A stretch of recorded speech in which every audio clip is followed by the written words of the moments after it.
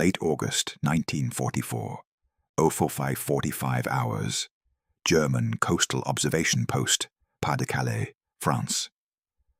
Lieutenant Klaus Hoffmann raised his field glasses as the first V-1 ignited its pulse jet engine in the pre-dawn darkness.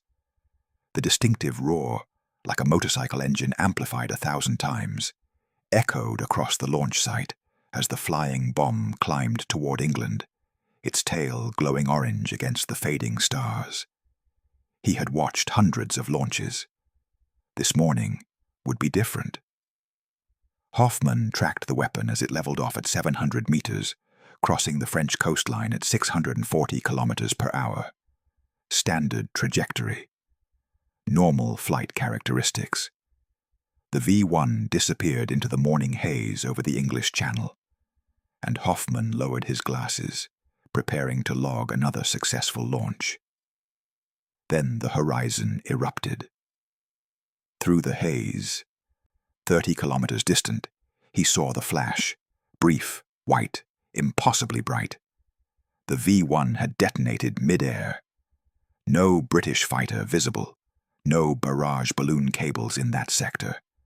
Just sudden, catastrophic destruction, where a moment before there had been a functioning weapon. Hoffmann grabbed his binoculars again.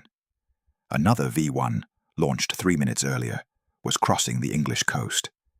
He watched black puffs of anti-aircraft fire bloom around it, standard defensive fire, explosions at least 50 meters away. Too far for fragmentation kills. The V-1 disintegrated anyway, not from a direct hit. The shell bursts weren't even close. Yet the flying bomb crumpled in midair, as if struck by an invisible fist, tumbling toward the channel in pieces. Unmöglich, Hoffmann whispered. Impossible. By 0630 hours, he had witnessed 12 launches.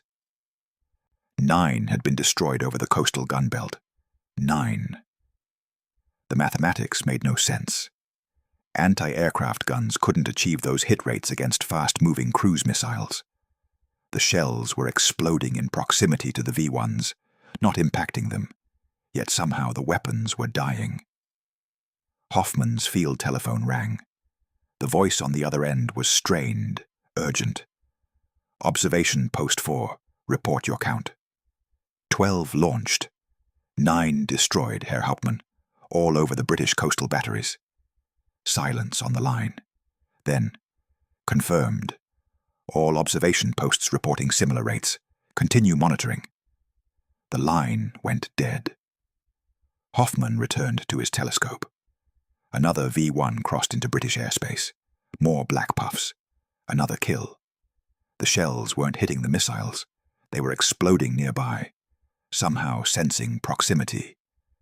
Somehow killing from a distance that conventional fragmentation couldn't explain.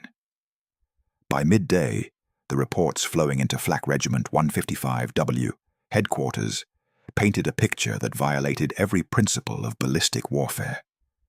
Observation posts along the entire French coast reported identical phenomena. V-1s were being slaughtered at rates German technical manuals said were impossible. 82% destroyed. Before we continue, click that subscribe button, like this video, and let me know in the comments where you're watching from. It brings me great joy knowing that these war stories and lessons get to people all over the world. Your support helps us bring more thrilling war stories, and trust me, you won't want to miss them. Now, let's get back to the story. In the Chateau Command Center, technical officers spread intercept reports across the situation table. The pattern was undeniable and inexplicable. British coastal guns were achieving hit rates that required either miraculous luck or technology that shouldn't exist. Oberst Wachtel studied the numbers in silence. His staff waited for an explanation he couldn't provide. Check the missiles, he finally ordered. Inspect every V-1 before launch. Verify guidance systems, fuel mixtures, engine performance. Something is malfunctioning. But even as he spoke, Wachtel knew the truth. Nothing was malfunctioning. The V-1s were performing exactly as designed. The impossible interception rates weren't caused by German engineering failure. They were caused by something new, something the British possessed, something that turned near misses into kills. Through the chateau windows, another pulse jet roar announced another launch. Wachtel didn't need binoculars to know what would happen when that weapon reached the English coast. Somewhere across the channel, in the lethal corridor of British coastal defences, ordinary-looking anti-aircraft shells were doing extraordinary things. Each one carried a secret that would remain hidden from German intelligence for the rest of the war. Each one carried a miniature radio that could think. June 1944, Peenemünde Army Research Centre, Baltic Coast.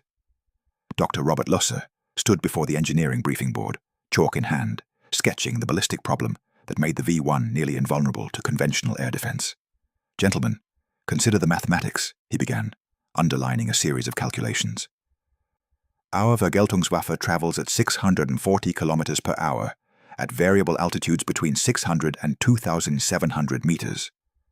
The target profile measures 7.9 meters in length, with a wingspan of 5.3 meters. For anti-aircraft guns, the probability of a direct hit on such a small, fast-moving target is approximately 1 in 10,000 shells fired." He let that number settle over the assembled officers and engineers. 1 in 10,000, Lusser repeated. "This is not propaganda. This is ballistic science." The V-1 represented 4 years of German engineering excellence compressed into a single weapon system. The Argus AS 109-014 pulse jet engine, an elegant solution requiring no turbine, no complex moving parts, propelled 850 kilograms of Amatol explosive toward London, at speeds only the fastest Allied fighters could match. Each unit cost merely 5,000 Reichsmarks to manufacture, a fraction of the expense of mounting a manned bomber mission, with zero risk to trained aircrew. Major Walter Dornberger, director of the entire V-weapons program, had calculated the strategic impact with characteristic German precision. Even assuming a conservative 25% success rate, accounting for mechanical failures, navigation errors, and defensive interception, the V-1 would deliver more explosive tonnage to London than the entire Blitz of 1940-41. The confidence at Peenemünde was not arrogance, it was mathematics. British fighters faced an almost impossible interception challenge. To catch a V-1 required speeds exceeding 650 kilometers per hour, achievable only by the newest Spitfire and Tempest variants, and only at full throttle. Once intercepted, pilots had to close within 200 meters to bring guns to bear, risking destruction from the massive explosion when the warhead detonated. Some British pilots developed desperate techniques, flying alongside the V-1 and using their wingtips to flip it into a fatal dive. The tactic demonstrated how conventional air combat tactics failed against Germany's first cruise missile. As for anti-aircraft fire, the technical challenges were even more formidable. Conventional time-fused shells required gun crews to predict the target's future position, calculate precise fuse settings accounting for shell flight time and trajectory, manually adjust each fuse and fire, all within approximately 30 seconds from radar detection to engagement. The V-1's speed and small profile made this process nearly futile. German observers stationed in France during the first weeks of the offensive confirmed the calculations. Initial British interception rates hovered around 10%, exactly within the predicted range for a combination of fighter interception and lucky anti-aircraft hits. At Flak Regiment 155W headquarters, Oberst Wachtel reviewed early casualty reports from London with grim satisfaction. The weapon was performing as designed. British defences, though determined, were achieving interception rates that posed no strategic threat to the offensive. By late June, Germans had launched over 2,000 V-1s toward England. The majority reached their targets. London burned. Churchill's government faced mounting pressure as terror weapons rained down on civilian neighborhoods with mechanical regularity. In technical briefings at Peenemünde, engineers discussed minor improvements, enhanced guidance systems, more reliable igniters, but fundamental confidence in the weapon remained absolute. "The British cannot stop what they cannot hit," one senior engineer declared at a staff meeting. "And they cannot hit what moves too fast for their guns to calculate." The statement reflected the prevailing certainty throughout German technical services. The V-1 exploited fundamental limitations of anti-aircraft warfare. Unless the British developed revolutionary radar systems or impossibly fast fighters, the weapon would continue devastating London until Britain sued for peace or the Allies abandoned their invasion plans. What German engineers failed to consider was a third possibility: that the British wouldn't need to hit the V-1 directly. That American factories were already mass-producing a technology that turned proximity into a weapon. That the mathematics of invincibility were about to be rewritten by miniature radios that could think. Early July 1944, Flak Regiment 155W, headquarters, Northern France. The weekly effectiveness report landed on Oberst Wachtel's desk with figures that made him read it twice. British interception rate, 24%. Wachtel frowned. Last week had shown 10%, within expected parameters. A jump to 24% suggested improved coordination, perhaps faster Spitfires redeployed from other sectors. Concerning, but explainable. He initialed the report and filed it. 2 weeks later, the numbers had become impossible. "Herr Oberst, you need to see this immediately." Hauptmann Werner Schulz, Chief Technical Officer, stood in the doorway holding the latest intercept analysis. His face was pale.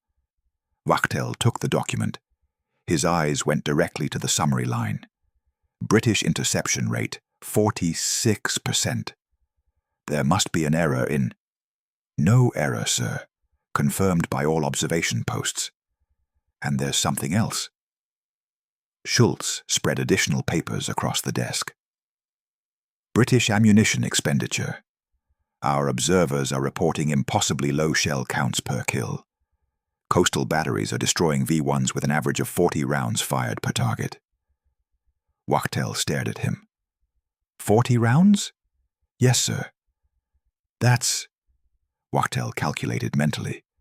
"That's a hit rate of 2.5. Statistically impossible for targets moving at 640 kilometers per hour." "I know, sir." Wachtel grabbed his cap. "Get the observation officers. Now. I want first-hand reports." Within the hour, 3 lieutenants stood before Wachtel's desk, each commanding coastal observation posts with direct sight lines to British gun emplacements across the channel. "Tell me exactly what you're seeing," Wachtel demanded. Lieutenant Hoffmann spoke first. "Herr Oberst, the shells are not hitting the V-1s directly. We've confirmed this through multiple observations with high magnification optics. The flak bursts occur 30, sometimes 50 meters from the missiles." "Then how are they being destroyed?" "We don't know, sir. The shells explode nearby. Proximity detonations, it appears, and the V-1s simply come apart, as if the near miss itself is lethal." "Shrapnel radius?" Wachtel asked. "Insufficient at those distances, sir. We've calculated the fragmentation patterns. The kills are occurring outside effective shrapnel range." Wachtel turned to the second observer. "Confirmed?" "Yes, Herr Oberst. Yesterday I witnessed 7 V-1s cross the coastal gun belt. 6 were destroyed, not one direct hit. The shells were exploding in proximity, and somehow that was enough." The third lieutenant added, "Sir, there's a pattern. The British guns appear to be firing standard anti-aircraft shells, black powder bursts, normal appearance. But the detonations are occurring at precise distances from the targets, as if the shells know when they're close enough." Silence filled the room. "Shells don't know anything," Wachtel said quietly. They're pieces of metal with timed fuses. Yes, sir, I understand that. But I'm reporting what I observe. By mid-August, denial was no longer possible. The latest report showed 74% interception. 3/4 of all V-1s launched were being destroyed over the British coastal gun belt. The ammunition expenditure remained inexplicably low. The pattern remained consistent, shells exploding near, not on their targets, yet achieving kills that violated every principle of anti-aircraft warfare. Wachtel convened an emergency technical conference. Engineers from Peenemünde, ballistics experts from Wehrmacht testing ranges, intelligence officers who analyzed captured British equipment. "Gentlemen, we face a crisis," Wachtel began. "Either our missiles are malfunctioning in ways we cannot detect, or the British have developed a technology we don't understand. I want explanations." The Peenemünde engineers reported first. Extensive testing showed V-1s functioning perfectly. No systemic failures. No sabotage. Guidance systems operated within specifications. Engines performed normally. The ballistics experts confirmed the mathematical impossibility. Conventional shells could not achieve these kill rates without direct hits or very close proximity, closer than British guns were demonstrating. The intelligence officers had no answers. No captured British equipment showed revolutionary advances. No intercepted communications mentioned new weapons systems. Could they have developed proximity fuses? Someone asked. The room erupted in dismissive laughter. Impossible, a senior Peenemünde physicist declared. We've researched proximity fuses for years. The technical challenges are insurmountable. Miniaturized electronics cannot survive gun-firing forces. It's theoretical fantasy. But the numbers on Wachtel's desk weren't theoretical. They were 74%. And rising. August 1944. Somewhere over the English Channel. Inside the steel casing of a 3.7-inch anti-aircraft shell, traveling at 2,600 feet per second, a miracle of American engineering came alive. The shell had survived forces that would crush a human body instantly, 20,000 times the force of gravity during gunfiring, spinning at 25,000 revolutions per minute as it climbed toward its target. Inside, a miniature radio transmitter, no larger than a light bulb, activated. Its ruggedized vacuum tubes, designed by Sylvania Electric to survive what no civilian electronics could endure, began broadcasting a continuous signal into the air ahead. The shell knew nothing. It thought nothing. But it sensed everything. Radio waves transmitted outward at the speed of light, invisible fingers reaching through the atmosphere. When those waves struck something large and metallic, an aircraft, a cruise missile, a V-1 flying bomb, they reflected back.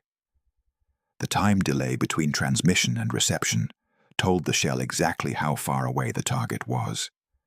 40 meters, 30, 20. At 15 meters, closer than a direct hit, but near enough for lethal fragmentation, a therotron switch closed. Electrical current flooded into the detonator. The shell exploded, sending hundreds of steel fragments through the V-1's thin aluminum skin, shredding fuel lines, control surfaces, and the delicate guidance system that kept it flying straight. The V-1 tumbled from the sky, destroyed by a shell that never touched it. The Germans, watching from across the channel, saw only the impossible. Proximity kills that their own physics said could not exist. What they couldn't see, what they couldn't imagine, was the industrial and scientific revolution hidden inside each shell. The VT proximity fuse, officially designated variable time to disguise its true nature, represented a collaboration between American academic science and commercial industry that totalitarian systems couldn't replicate. Dr. Merle Tuve at Johns Hopkins Applied Physics Laboratory had led the theoretical development.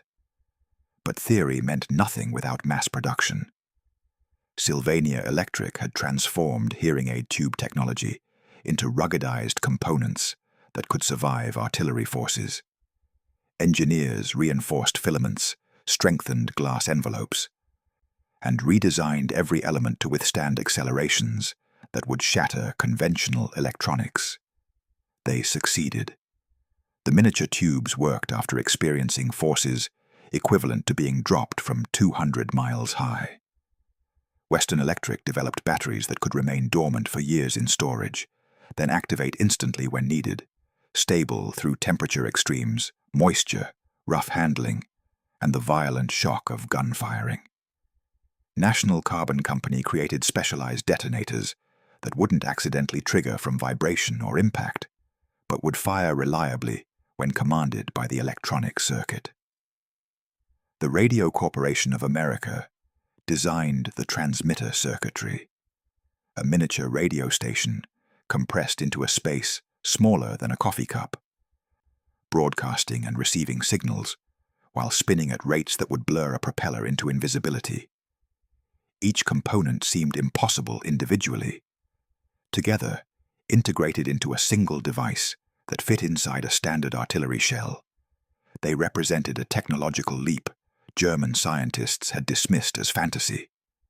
The fuse contained over 20 precision components, 4 vacuum tubes, a battery pack, radio transmitter and receiver circuits, the therotron switch, the detonator, all assembled with tolerances measured in thousandths of an inch, all tested to survive forces that would destroy an automobile, all produced at a scale that made each unit cost less than a restaurant meal. By August 1944, American factories were producing 40,000 VT-fuzes daily. Every 24 hours, enough proximity fuses rolled off assembly lines to protect an entire invasion fleet or defend a city from aerial bombardment. The British had initially restricted their use, terrified that a dud shell would fall intact on German-held territory and reveal the secret. But against the V-1 offensive, with London under sustained bombardment, Churchill authorized deployment over the coastal gun belt, where any malfunctioning shells would fall harmlessly into the English Channel. The result was devastating. German V-1s, engineered to exploit the fundamental limitations of conventional anti-aircraft fire, flew straight into a defensive system that had eliminated those limitations. Shells no longer needed to hit the target directly. They only needed to get close. And with American SCR 584 radar automatically calculating firing solutions, and British gun crews trained to perfection, close was inevitable. The invisible had changed everything. Every shell fired was a thinking weapon. Every miss became a near miss. Every near miss became a kill. The Germans, watching their wonder weapon die in unprecedented numbers, searched desperately for explanations their own science could accept. The truth was beyond their imagination. Summer 1944. 2 production systems, 2 philosophies, 1 outcome. In the underground tunnels of Mittelwerk, beneath the Harz Mountains, slave laborers from concentration camp Mittelbau-Dora assembled V-1 flying bombs under conditions that made precision engineering nearly impossible. Malnourished prisoners, many dying from exhaustion and abuse. Hand-fitted components into airframes, while SS guards watched for sabotage. Production averaged 300 V-1s per day at peak output, each one representing countless hours of forced labor, each one a weapon built through human suffering. Quality control was erratic. Some V-1s flew perfectly. Others crashed immediately after launch due to sabotaged fuel lines, loosened bolts, or guidance systems deliberately damaged by prisoners who knew they were already condemned to die. Total V-1 production for the entire war, approximately 30,000 units. 6,000 miles away, a different kind of factory was winning the war. The Crosley Corporation in Cincinnati, Ohio, a company that had manufactured radios and refrigerators before Pearl Harbor, now employed 10,000 workers, producing proximity fuses at a rate German planners would have considered impossible. Peak daily output, 16,000 VT fuses. Not handcrafted, not assembled by prisoners, but mass-produced with precision by American workers earning union wages, many of them women who had never worked in manufacturing before the war. Crossley alone would produce over 5 million proximity fuses by war's end, nearly a quarter of total American production. One factory, one city. More fuses than Germany built V-1s during the entire conflict. And Crossley was just one factory in a network of 110. Across the United States, the commercial electronics industry had transformed itself into a proximity fuse production juggernaut. Sylvania Electric in Massachusetts dedicated its entire vacuum tube research division to developing ruggedized components, manufacturing 400,000 miniaturized tubes daily, 95% of which went into VT fuses. National Carbon Company in Cleveland produced specialized batteries. Western Electric in New Jersey built transmitter circuits. RCA designed radio components. Raytheon, Philco, Zenith, companies that had competed for consumer markets, now collaborated to produce components for a weapon system most of their workers didn't understand. The scale was staggering. Daily American proximity fuse production, 40,000 units. Monthly production, 1.2 million units. Total wartime production, 22 million proximity fuses. Unit cost in 1942, $732. Expensive, experimental, hand-assembled. Unit cost by 1945, 18. Mass-produced, quality-controlled, cheaper than a week's groceries. The cost reduction didn't come from cutting corners. It came from American industrial philosophy, standardization, interchangeable parts, assembly line efficiency, and continuous process improvement. The same principles Henry Ford had applied to automobiles now applied to electronics that could think. Quality control reached levels that seemed impossible at such production scales. Every fuse underwent multiple testing protocols. Random samples were actually fired in test guns to verify performance under combat conditions. Rejection rates remained below 2%, demonstrating that mass production and precision weren't contradictory, but complementary when properly executed. The industrial mismatch was absolute. Germany handcrafted limited quantities of complex weapons, using forced labor in underground tunnels, fighting constant sabotage and quality problems. America mass-produced revolutionary technology in hundreds of factories staffed by voluntary workers who took pride in their output, even though most never knew what the components they built would accomplish. Germany's monthly V-1 production, approximately 1,500 units. America's monthly proximity fuse production, 1,200,000 units. The ratio wasn't close, it was overwhelming. For every V-1 Germany launched, American factories produced 800 proximity fuses, enough to defend against entire salvos, enough to protect invasion fleets, enough to turn London's coastal gun belt into an impenetrable barrier. The philosophical contrast was equally stark. German weapons development concentrated genius in limited numbers. The perfect weapon, the wonder weapon, the technological marvel that would turn the tide through engineering superiority alone. American weapons development dispersed innovation across industrial democracy. Good enough technology produced in quantities that made individual superiority irrelevant. One V-1, handcrafted by slaves, could kill dozens. 22 million proximity fuses, mass-produced by free workers, could save a city. By August 1944, this industrial mismatch had become a military reality. British coastal guns fired American-made shells containing American-designed electronics, manufactured in American factories by American workers who would never see the V-1s falling from the sky over England. But they were winning the war nonetheless. one shell at a time, 40,000 times per day. The factory war had been decided before the first proximity fuse ever detonated in combat. Germany just hadn't realized it yet. August 28, 1944. Flak Regiment 155W. Emergency Command Meeting. Oberst Wachtel placed the morning intercept report on the conference table without comment. His senior officers leaned forward to read the single line that ended the V-1 offensive as a strategic weapon. Interception rate, 82%.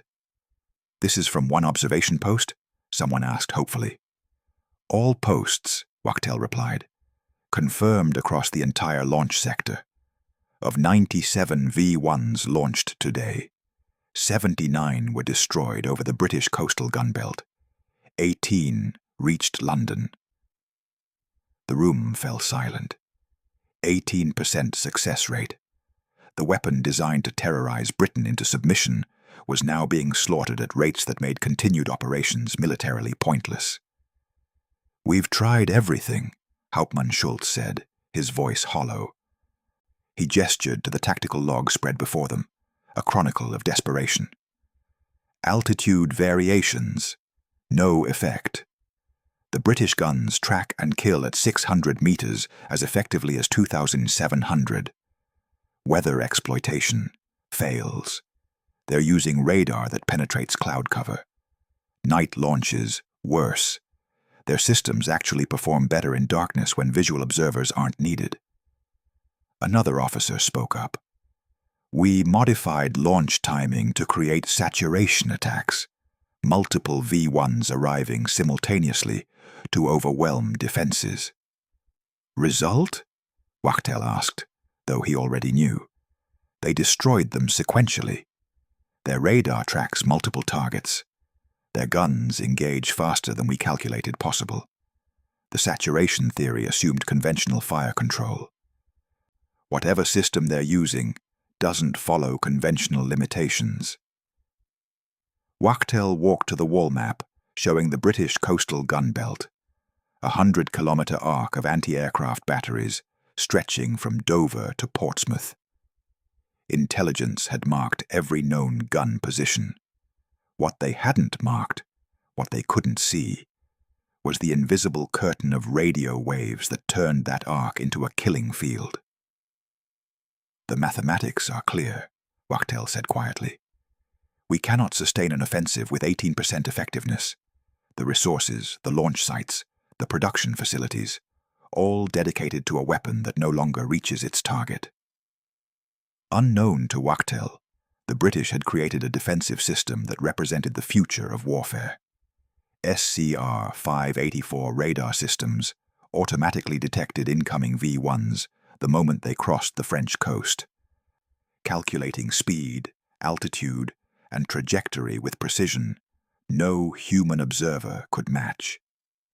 The radar fed continuous tracking data to gun directors that adjusted barrel elevation and azimuth in real time, accounting for wind, air pressure, and the V-1's flight characteristics. But the radar only provided accuracy. The proximity fuses provided lethality. Each shell fired into the V-1's flight path carried its own electronic brain. The guns didn't need perfect aim. They needed good enough. The proximity fuses handled the rest, detonating when radio reflections indicated they'd achieved optimal kill distance. 15 meters, 20 meters, close enough for fragmentation to shred control surfaces and fuel systems. The combination was devastating. Radar eliminated human error from tracking. Proximity fuses eliminated the need for direct hits. Together, they created a defensive barrier that turned conventional ballistic mathematics into obsolete theory. A V-1 entering the British coastal gun belt faced overlapping fields of fire from dozens of batteries, each firing shells that only needed to pass nearby to kill. The flying bomb could evade individual guns through speed and altitude variation, but it couldn't evade the mathematics of saturation. Shells filling the airspace around it, each one waiting to sense proximity, each one ready to detonate. 82% of V-1s died in this invisible gauntlet, not through luck, through technology that rewrote the rules. "What are our options?" an officer asked. Wachtel looked at the map, at the red marks indicating failed missions, at the mathematics that no longer worked in Germany's favor. "We shift to the V2, he said finally. "The rocket flies too high and too fast for interception. It's our only option." No one mentioned that V2 production was limited, expensive, and strategically ineffective, more a gesture of defiance than a genuine threat. No one mentioned that the V-1 offensive had consumed resources desperately needed on collapsing fronts in France and Russia. The terror weapon had failed. Not because of British courage or superior pilots, because American factories had built 22 million reasons why proximity was enough. The meeting adjourned. The V-1 launches would continue. Hitler demanded it. But everyone in that room understood the truth. The mathematics had broken. And with them, Germany's last hope of bombing Britain into submission. September 1944. London. For the first time in months, Londoners slept through the night without the distinctive pulse jet roar that had become the soundtrack of terror. The doodlebugs, as civilians had nicknamed the V-1s, still came, but in numbers so diminished that the city's air raid wardens reported entire shifts without a single impact. The statistics told the story the German High Command refused to accept.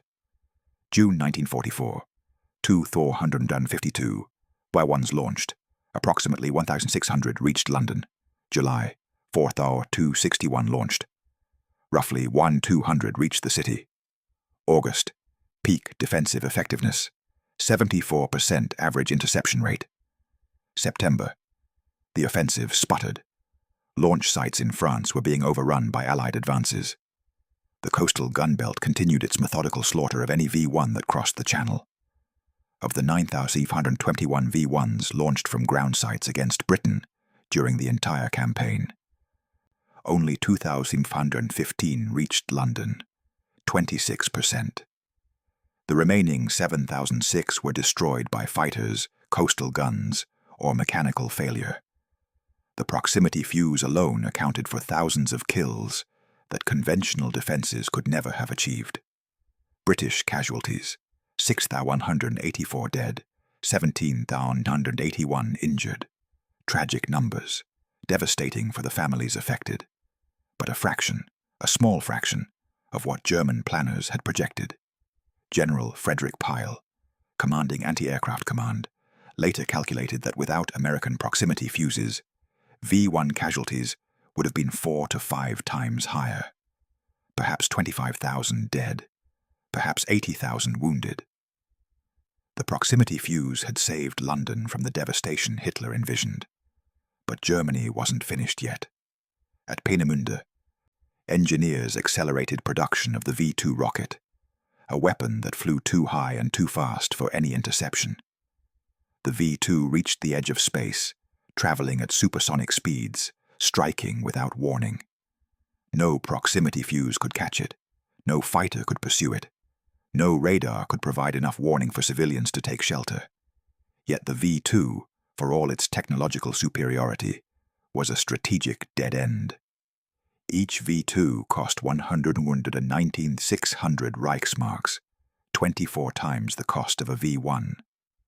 Production was complex, limited, dependent on the same slave labor system that produced inconsistent quality. Launch procedures required specialized equipment and trained crews. The warhead carried the same 850 kilograms of explosive as the V-1, but delivery costs made each mission economically absurd. Between September 1944 and March 1945, Germany launched approximately 3,000 V-2s. They killed roughly 2,700 civilians in Britain, fewer than the V-1 had killed in a fraction of the time, at exponentially higher cost. The V-2 was technological marvel. But technological marvels don't win wars when your factories are being bombed, your armies are in retreat, and your resources are exhausted. The V-1 offensive had become a case study in strategic failure, Hitler had promised vengeance weapons that would break British morale and force a negotiated peace. Instead, the V-1 consumed resources, steel, electronics, fuel, labor, that could have produced fighters to defend German cities, tanks to slow the Soviet advance, or submarines to interdict Allied shipping. The weapons killed civilians. They terrorized neighborhoods. They demonstrated German engineering capability. But they changed nothing. By autumn 1944, Allied armies were advancing through France. Soviet forces were pushing toward Berlin from the east. British and American bombers were systematically destroying German industrial capacity. The strategic situation was irreversible. And London, the target of Hitler's rage, remained defiant. British confidence, shaken during the early weeks of the V-1 bombardment, had been restored by the invisible shields of American technology. The proximity fuse, a secret so closely guarded that most British citizens never knew it existed, had proven that modern warfare was won not by individual weapon superiority, but by industrial systems, collaborative innovation, and the capacity to produce revolutionary technology at scale. The V-1 threat was over. The V-2 would continue until Germany's final collapse, but as a gesture of desperation rather than a genuine strategic threat. In the rubble of London neighborhoods, civilians returned to damaged homes and began rebuilding. In Washington and Cincinnati and Massachusetts, factory workers continued producing proximity fuses, 40,000 per day, for Pacific operations, for the invasion of Germany, for conflicts yet to come. The Germans never discovered the secret that defeated their wonder weapon. They would learn the truth only in the humiliation of surrender. May 1945. Allied Interrogation Center, Germany. Oberst Max Wachtel sat across from British intelligence officers, a proximity fuse disassembled on the table between them. He stared at the components, the miniature vacuum tubes, the battery pack, the radio circuits, with the expression of a man confronting something that violated his understanding of physics. "This was inside every shell?" he asked quietly. "Every shell that destroyed your V-1s over the coastal gun belt," the British officer confirmed. "American-designed, mass-produced, over 22 million manufactured during the war." Wachtel picked up one of the vacuum tubes, no larger than his thumb. "This survived gunfiring, 20,000 times gravity." "Yes." "And the battery remained viable after storage?" "Years of storage. Activated instantly when needed." "And the radio transmitter sensed proximity and triggered detonation automatically?" "Precisely." Wachtel set down the tube with hands that trembled slightly. "We thought this was impossible." The interrogation of German scientists and military officers in the weeks following surrender revealed the completeness of the Allied deception and the depth of German technological blindness. Dr. Robert Lusser, who had designed the V-1's guidance system with such confidence, examined a proximity fuse in stunned silence. He later admitted to interrogators that German research had explored proximity fuse concepts, but abandoned them as technically unfeasible. The engineering challenges, miniaturization, ruggedization, reliability, seemed insurmountable given Germany's industrial limitations and material shortages. "We estimated that such a device, if possible at all, would require another decade of development," Lusser stated. "We were not 10 years behind in technology. We were 10 years behind in even believing it could be done." The humiliation deepened when Allied investigators revealed that German forces had actually captured proximity-fused ammunition without recognizing it.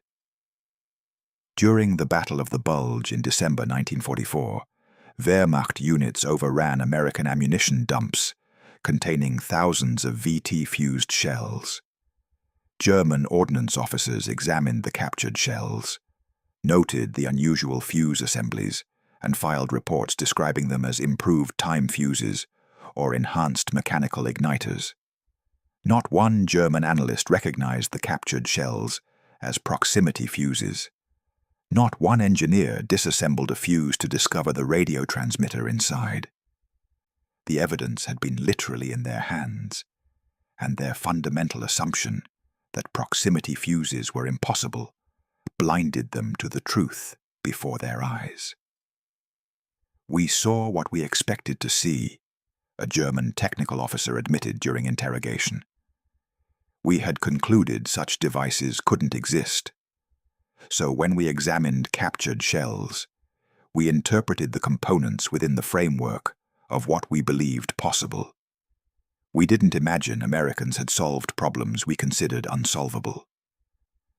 Allied interrogators documented this intelligence failure with clinical precision. The Oslo report of November 1939 had mentioned Allied proximity fuse research, accurate intelligence, delivered early enough to matter. German scientists had dismissed it as British disinformation, designed to waste German research resources. Over 30 different German proximity fuse designs had been researched during the war. None achieved operational status. Resources were diverted to projects deemed more feasible. The institutional conclusion became doctrine. Proximity fuses were theoretically interesting, but practically impossible. That doctrine killed the V-1 offensive. The post-war revelation struck German engineers at multiple levels. First, the technical shock. Americans had solved engineering problems Germany thought unsolvable. Second, the industrial shock. Americans had mass-produced devices at scales Germany couldn't approach even for conventional weapons.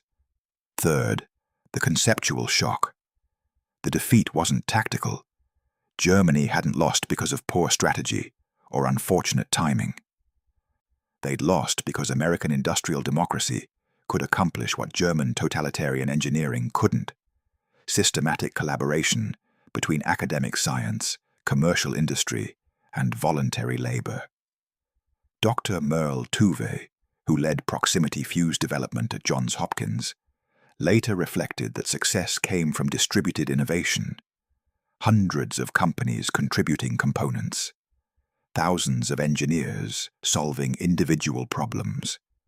Tens of thousands of workers assembling devices they didn't fully understand, but built with precision anyway. Totalitarian systems couldn't replicate that. Forced labor produced sabotage. Centralized control created bottlenecks.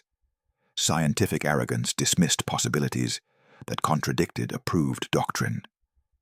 Wachtel looked at the disassembled fuse one final time before the interrogation ended. "We never had a chance, did we?" he asked. The British officer considered the question. "Not against this. No." The V-1 offensive had been defeated not by courage or luck, but by an $18 device that thought faster than German engineers believed possible. The final humiliation was realizing they'd been beaten by technology they'd declared impossible. Technology their own captured ammunition could have revealed.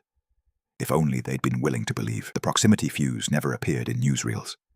No propaganda posters celebrated it. Most civilians who survived the V-1 bombardment never knew it existed. Yet it represented a fundamental shift in how wars are won. A shift Germany failed to recognize until defeat made the lesson inescapable. The V-1 offensive embodied the German approach to warfare. Concentrated genius producing technological marvels in limited numbers. Engineers at Peenemünde designed the world's first cruise missile through brilliant innovation, expecting that technological superiority alone would overwhelm Allied defenses. The assumption was consistent with German military philosophy: elite performance, advanced engineering, wonder weapons that would turn the tide through sheer excellence. That assumption was obsolete before the first V-1 launched. Modern warfare, the proximity fuse demonstrated, is won by systems, not isolated genius. The VT-fuse wasn't a single breakthrough by a lone inventor. It was collaborative innovation, distributed across an entire industrial democracy. Johns Hopkins scientists developed theory. Sylvania engineers ruggedized vacuum tubes. Western Electric designed circuits. National Carbon created batteries. Crossley, Raytheon, Philco, and 100 other companies contributed components. Workers who'd never attended university assembled devices with precision that would have impressed German craftsmen. The system produced 22 million proximity fuses. The genius produced 30,000 V-1s. The numbers decided the outcome before the first shot was fired. Mass production defeated handcrafted brilliance. German engineers took pride in the V-1's elegant design. Every component optimized, every system refined to maximum efficiency. Each missile represented hours of skilled labor. When a V-1 succeeded in reaching London, it demonstrated German engineering excellence. But excellence at limited scale couldn't compete with adequacy at overwhelming scale. American proximity fuses weren't perfect. Early rejection rates reached 5%. Some fuses failed to detonate. Others triggered prematurely. Yet even with imperfections, mass production ensured that British coastal guns could fire shells equipped with proximity fuses faster than Germany could launch V-1s. Quality matters. Quantity matters more when you can achieve both simultaneously. A device that cost less than a week's wages changed the shape of warfare. Unit cost in 1945, $18, the price of dinner for two, less than a tank of gasoline, a rounding error in military budgets. Yet those $18 devices, multiplied by millions, created a defensive shield that conventional weapons costing thousands of times more couldn't penetrate. The V-1, at 5,000 Reichsmarks per unit, represented a significant investment. The proximity fuse, at a fraction of the cost, rendered that investment worthless. The economic disparity revealed a deeper truth. Technological advantage isn't measured by individual weapon sophistication, but by the capacity to deploy effective technology at scale. 1,000,000 simple solutions defeat 1,000 complex ones when both accomplish the mission. The secret that Germany never discovered saved London, not through dramatic last-minute inventions or battlefield heroics, but through the quiet, systematic application of industrial capacity to military problems. Scientists identified the need. Engineers solved technical challenges. Industry scaled production. Workers built devices they didn't understand. The system worked because no single component needed to be perfect. The system's redundancy and scale compensated for individual failures. Germany couldn't replicate this approach. Totalitarian control created bottlenecks. Forced labor produced sabotage. Scientific arrogance dismissed inconvenient possibilities. Centralized planning couldn't match distributed innovation. The proximity fuse proved that democratic systems possess inherent military advantages. Voluntary collaboration outperforms coerced labor. Distributed problem-solving outpaces centralized genius. Industrial economies that can mobilize entire commercial sectors for military production will overwhelm autarkic systems that depend on captured resources and slave labor. These lessons extended beyond World War II. The proximity fuse established principles that would define Cold War military strategy: systems integration, mass production of sophisticated electronics, collaboration between academia and industry, emphasis on reliability over theoretical perfection. Modern, smart weapons, missiles that guide themselves, bombs that find their own targets, shells that adjust trajectory mid-flight, descend directly from the proximity fuse's fundamental innovation, putting decision-making capability into the weapon itself. Germany sought victory through wonder weapons, rockets, jets, cruise missiles that showcased technological brilliance. America achieved victory through systems that turned ordinary shells into thinking weapons, produced at scales that made individual superiority irrelevant. The V-1 was defeated not by a better missile, but by 22 million miniature radios that proved the future of warfare belonged not to isolated genius, but to industrial systems that could mass-produce intelligence itself. London survived because someone put a brain inside a bullet and produced it 40,000 times a day.